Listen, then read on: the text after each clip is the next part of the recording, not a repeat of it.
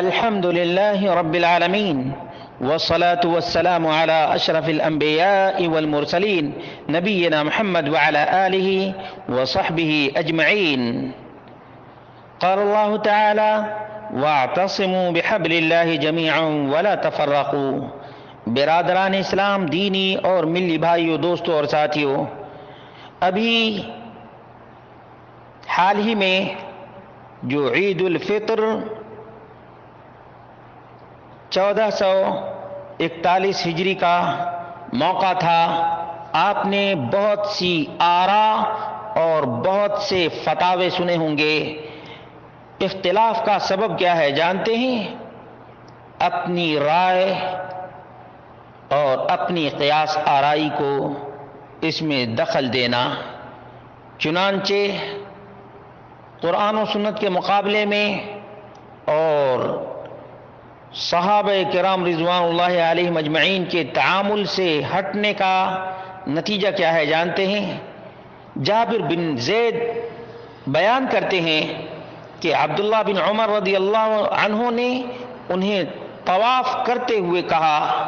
طواف کے دوران جابر بن زید عبداللہ بن عمر رضی اللہ عنہما سے ملے تو عبداللہ بن عمر نے جابر بن زید جو اس زمانے کے بڑے عالم تھے ان سے کہا: اے ابو الشعثاء، تم فقہائے بصرہ میں سے ہو.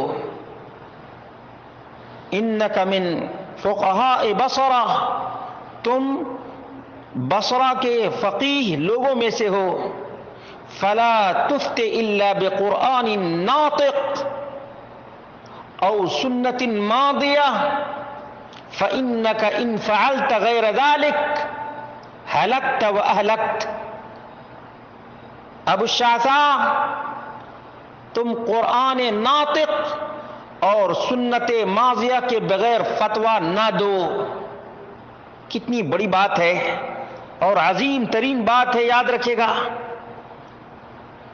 فلا تفت الا بقرآن ناطق او سنت ماضیہ فإنك إن فعلت غير ذلك هلكت وأهلكت.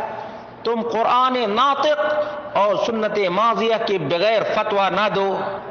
یقیناً اگر تم نے یہ کام کیا، اگر تم نے بغیر قرآن ناطق اور بغیر سنت ماضیہ کے تم نے فتویٰ دیا تو خود بھی ہلاک ہو جاؤ گے اور لوگوں کو بھی ہلاک کرو گے.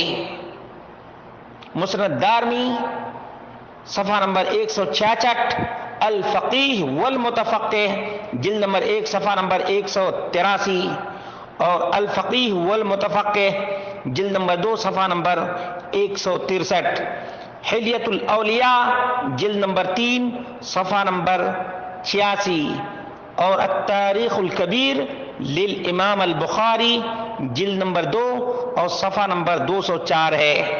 برادران اسلام، دینی اور ملی بھائیوں، دوستوں اور ساتھیوں، آج ہم جو کچھ دیکھ رہے ہیں الگ الگ فتاوے ہیں اور الگ الگ لوگوں کی رائے ہیں اور الگ الگ فرقے بنا لیے گئے ہیں. ان فرقوں کے وجود میں آنے کا سبب کیا ہے اور ان فرقوں کی حقیقت کیا ہے؟ حقیقت یہ ہے کہ ان لوگوں نے قرآن ناطق کو چھوڑا ہے اور سنت ماضیہ کو چھوڑا ہے، اور اسی کا انجام ہم اپنی آنکھوں سے دیکھ رہے ہیں. وہ یہ ہے، فرقہ بندی ہے کہیں اور کہیں ذاتیں ہیں.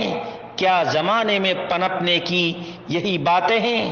حالانکہ اللہ کے رسول صلی اللہ علیہ وسلم اس دنیا سے رخصت ہوتے ہوئے یہ بول کر کے گئے تھے کہ تم ضلالت اور گمراہی سے اسی صورت میں بچو گے جب کتاب و سنت کو اپنی آنکھوں کا سرما اور اپنے ماتھے کا جھومر بناؤ گے.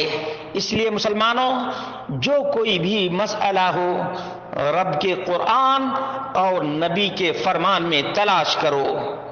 نبی کریم صلی اللہ علیہ وسلم نے انہی دونوں چیزوں کی وصیت کی ہے، اور یہ آخری پیغام نبی مکرم صلی اللہ علیہ وسلم کا اس لائق ہے کہ ہر مجلس میں ہر موقع پر اس کا ذکر کیا جائے اور قیاس آرائی کرنے والوں کا بائیکاٹ کیا جائے تاکہ ہمارا سماج اور ہمارا معاشرہ کامیابی اور کامرانی اور کامیابی کی منزل کو طے کر سکے.